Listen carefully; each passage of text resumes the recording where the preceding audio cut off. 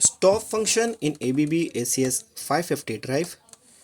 Press enter button, press down button, PR, press enter button, 01 group, press up key, go to the parameter group number 21। Up की दबाते हुए group number 21 पे आ जाइए।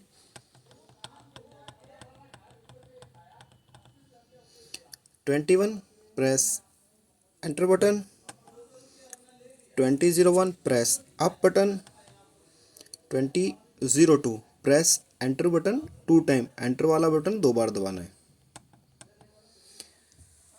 Set value 1 for coast to stop, set value 2 for ramp to stop.